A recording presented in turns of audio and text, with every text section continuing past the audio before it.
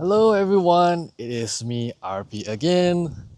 I want to do the very nice intro that I've always done for this video, but unfortunately I'm in the outskirts of Tokyo and it's raining very badly, and I couldn't get my camera to be set up without it toppling over because of the heavy wind and my very tiny portable tripod. So I'm just going to be introducing the bike that I will be reviewing for this video. This is the Honda CL250. This CL250 comes with Honda's latest new e-clutch technology. I won't go into the details of what the e-clutch is, except I'll do it in another video. But for this video, I will just be talking about the bike itself as an entire package, and then we will let you decide what the bike is good for. As always, I will start with the numbers. The 2026 Honda CL250 is powered by a 249cc liquid-cooled thumper, putting out about 24 horsepower at 8,500 RPM and 23 Newton meters of torque at 6,250 RPM. The MC57E engine itself is relatively short stroke and low compression and will immediately feel sluggish from a dead stop for anyone used to another thumper of the same displacement with a modicum more of stress on it, like the Duke 250. The CL250's ability to launch on green is heavily carried by its incredibly short first and second gear and the new e-clutch system you can optionally choose to have fitted on it. Once you get up to speed on the highway, the CL250 will cruise effortlessly at 120 km per hour with a lot more extra bandwidth left over. It was also notably stable at these highway speeds, especially as I was crossing the Aqua line on a particularly rainy day with crosswinds reaching as much as 30 km per hour that day. The CL250 does take just as much space as your average standard motorcycle to do a 3-point turn or a U-turn, but handling this 175kg machine in the city and making low-speed maneuvers felt feathery light and precise. While most 200 to 300cc Hondas made in Thailand like this one tend to be built on a budget with very much budget parts, the CL250 at least had some effort put into it in the one thing that matters, the tires. It comes stock with a pair of Dunlop Trail Max mixed tours sized at 19 inches up front and 17 inches at the back. These Trail Maxes tracked very well, caused nearly no road noise despite technically being 90-10 dual spots, and most importantly, they retained a very confident level of traction to me while I was riding in the rain.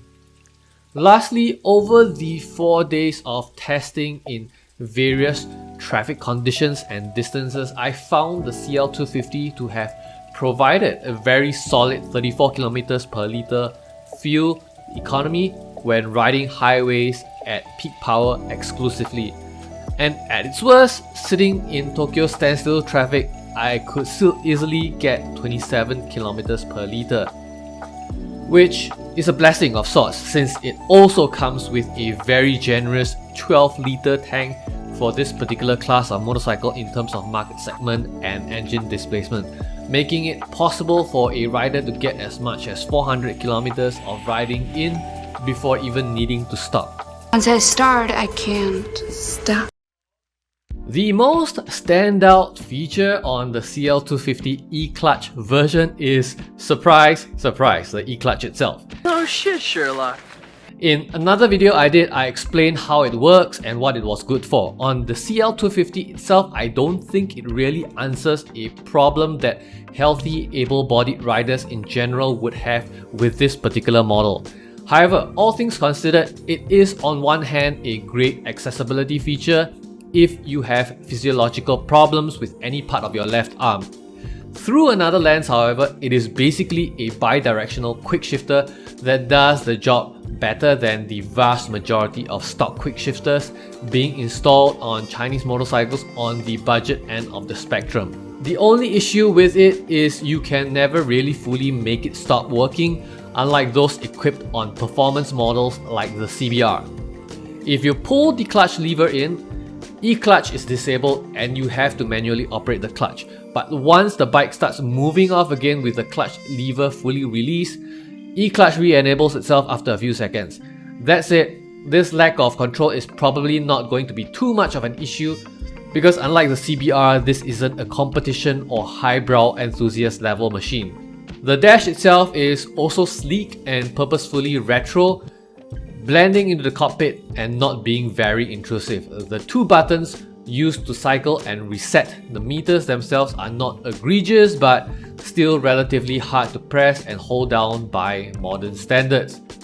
The signal and warning lights are in a traditional format and thus bright and easily visible, and the LCD screen itself on its brighter setting is decently readable under bright sunlight. However, the material that encases the screen is far too glossy and reflects sunlight so much that it often obscures whatever you want to look at. Also, as with many Hondas in recent years, the front turn signals also act as DRLs, coming on the moment you turn on the ignition at a lower level of brightness, just enough for you to be seen from a rear view mirror at night or on a foggy day, which is a nice safety feature to have. I personally come in at 177cm tall with an 85cm inseam. I also roughly weigh anywhere from 80 to 85 kilograms with all my gear on. Straight up, I think the CL250 is just way too small for me at the legs for what kind of motorcycle this is. My knees bent too much and I just felt cramped in general. The rider would have to have an inseam of 75cm or less to not buckle under the fatigue of riding the CL250 long distances for hours. It is also woefully inadequate for carrying a pillion bigger than a child with how high up the pillion pegs are, and factor in the space on the seat allocated to the pillion. The seat is also rather rock hard and devoid of any padding whatsoever to retain that thin Scrambler profile.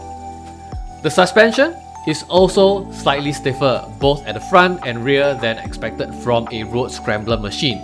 It does, of course, lend itself to crisper handling as mentioned before, but ultimately makes going over the odd speed bump throw me off slightly every now and then. They also continued the old-fashioned tradition of putting the ignition on the left side of the motorcycle up front, with a separate steering lock under the headstock up front. That, while not as bad or too far of a reach compared to larger cruisers with this setup, is still a mild inconvenience by modern standards.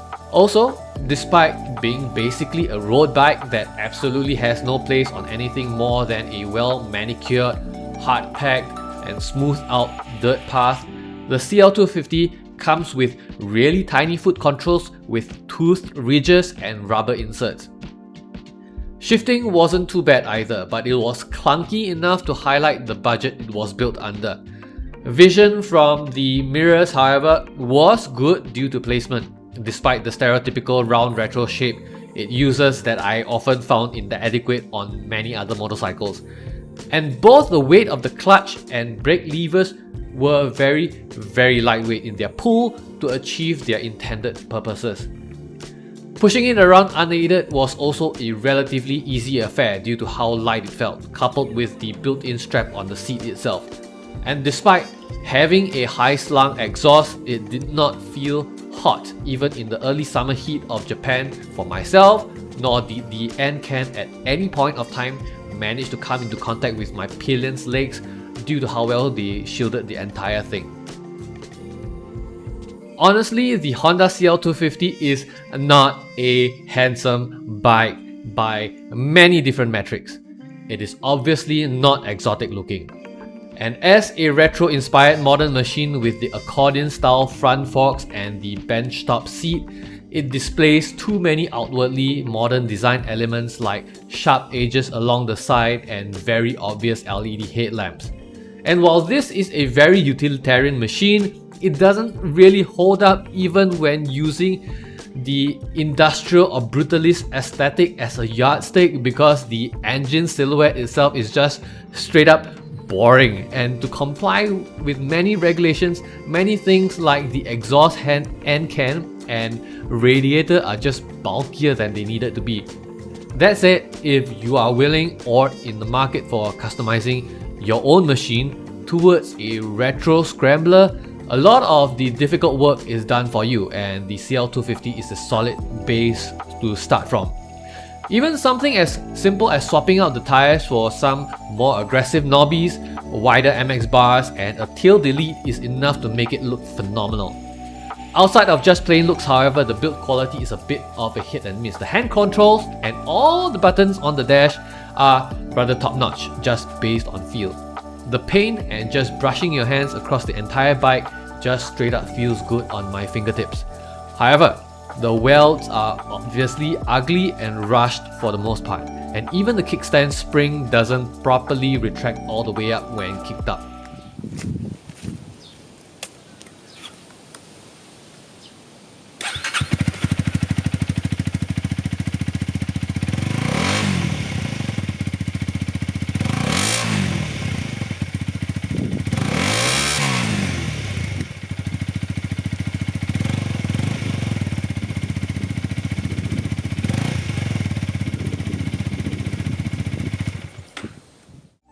The week I had with the 2026 Honda CL250 e-clutch was a fun time, I admit. However, I am definitely not the right demographic for what it is. Despite being descended from a line of Honda Scramblers, the CL250 was never made to function reasonably off-road in any capacity. Granted, they don't actually put the CL250 in any off-road imagery in their promotional material, so it isn't as if they are unaware or delulu by any means. I think the CL250 by itself is a great starter motorcycle for anyone with shorter legs who wants a proper long-range motorcycle, and where the ability to maneuver it easily both on and off the bike is important due to a lack of physical strength.